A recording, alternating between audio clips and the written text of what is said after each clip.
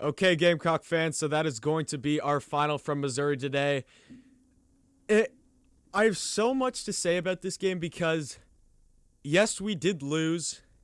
Yes, Luke Doty did throw a very, very bad interception on the last play. But other than that, the second half of this team, you have to give a huge hand to the heart of this team. Our defense, not 1 point they allowed in the second half. Lights out from them. Our offense, I congratulate Mike Bobo, huge for making the change at quarterback. I thought that should have happened earlier, but he did it.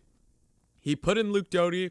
Honestly, Luke Doty and Colin Hill, throwing-wise, both had trouble downfield. They both... Oh, shoot. I just getting an ad on my computer. Both had trouble throwing it downfield.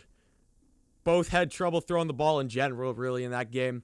But there's one main difference that made the difference, and that was able to get the Gamecocks into winning position.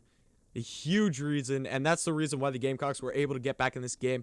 It was the mobility of Luke Doty in that game. You saw first half of the game, Colin Hill just took some bad sacks, and he can't do anything. He's not that mobile. No disrespect to Colin Hill. It's just the type of player he is. He's more of a gunslinger.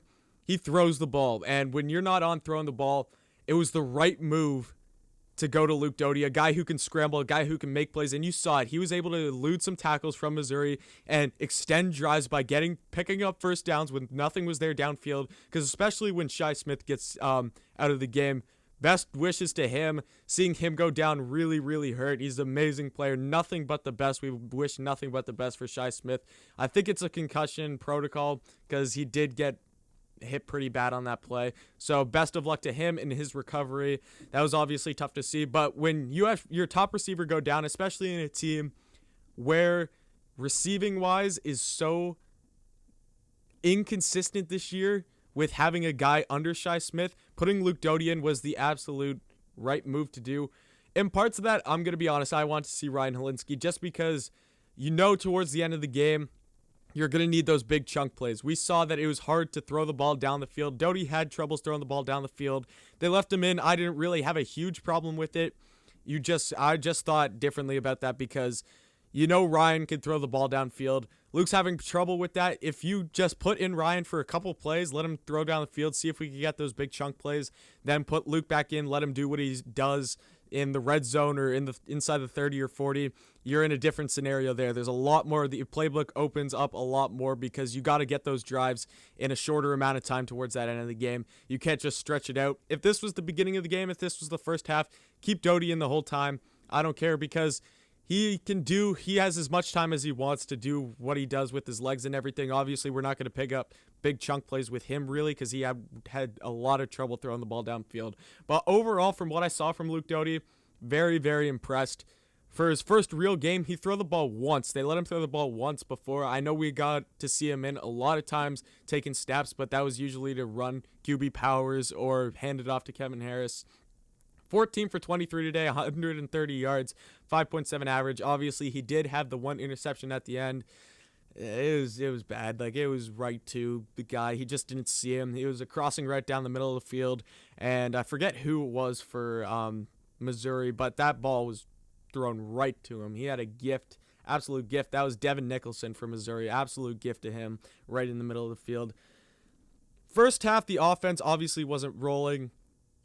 When we have Colin Hill as our quarterback for the last 6 halves or the last 6 quarters of games at home, we have scored 0 points. The one score in the Texas A&M game was 3 points, and that was off of a Ryan Helinski drive. So I know Bobo brought Colin Hill here from Colorado State, but in my opinion, I love the move to take Colin Hill out and put Luke Doty in. Amazing job there. Defensive-wise, with the secondary so hurt after losing J.C. and Izzy and R.J. Roderick due to all opting out, that's causing a lot of controversy right now with the Gamecocks. In my opinion, I say as fans, we just support them. We're all going to have our mixed opinions on it. Obviously, we want to see them playing on the field, but if they want to go to the draft, I'm still going to cheer for them in the NFL and everything. They're always going to be Gamecocks. So I'm not really too hard on them, but we do have fans that are going pretty hard on them, and it's a real controversial because I know why they're mad and everything, but you see what happened. Like, Javon Kinlaw goes out and tweets this week that Gamecock fans are the worst.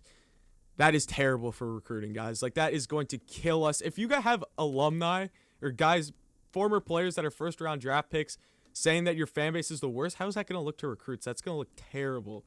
So, if we really just got to watch our mouths and everything. Like, I know we all got our opinions. I come here, I ran my mouth about a lot of things the last couple of weeks because it was just frustrating.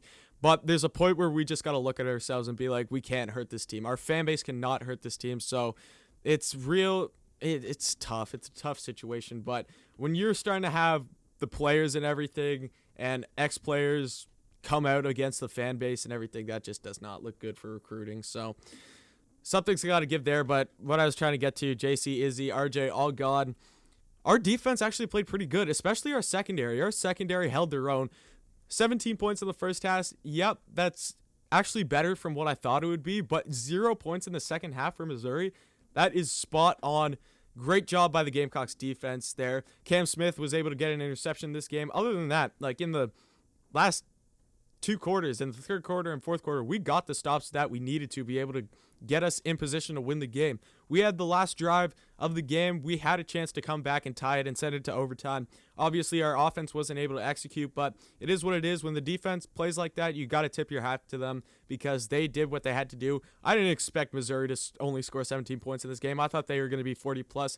So defense, that just shows you the kind of character and the kind of talent that we have on our team, that no matter what happens, we're still going to go out there and play hard. So definitely tip of the cap to the defense. They played amazing today. Offense, score 10 points. You'd obviously like to win the game when your defense can hold them under 20, especially in a day and age in college football where the scoreboards are run up and everything, and you need to score a lot of points. You'd obviously like to win that game. You'd obviously like to score more than 10 points, but I think we saw a lot of positives in this game. We started to see a lot of other receivers step up in this game. We saw a new quarterback in, a young freshman, just showing you a glimpse of the talent that we have on that South Carolina QB room. Luke Doty, obviously, I said it. The arm was a bit shaky today. The legs were amazing. Arms was a bit shaky, but that always gets better with practice. You just give him another year to practice. Give him another year. You got 2 more games. You either start Luke or you start Ryan in this next game. No doubt about it. I don't think that Colin Hill's going to start in this game. I'd say that the favorite is going to be Luke just because he played the rest of this game out. Unless they just saw from Luke's arm this game and they would be like, you know what, against a Georgia team with a very good secondary, we need someone who can throw the ball. So let's put in Ryan. Other than that, I see Luke being the starter next weekend. So lots to look up for. Arm will get better. You put him in the next 2 games. The arm will progressively get better, especially going up against SEC defenses. He's just got to get used to it. He's got to get used to the rhythm of the SEC. He's got to get used to what it's like to play in the SEC. But so far, first performance, I was impressed. I was impressed. I was excited that we had a mobile quarterback that can run the football and make his own plays. That was something that was really, really nice to watch. I don't think we've had someone like that since Connor Shaw, for goodness sake, who's now coaching him. He's our quarterback's coach now. So that was great to see. Rushing, Kevin Harris only ran 16 carries for 58 yards. I knew that he wasn't going to put up an Ole Miss number like last week. He had 5 touchdowns. Like, Kevin Harris, an amazing running back, but you're not going to put up 5 touchdowns every game. You're not going to rush 200+ every game. I expected a bit more from him, but then again, he's still an amazing running back, but you're not going to see those 200+ yard games every single game. I said it in my preview.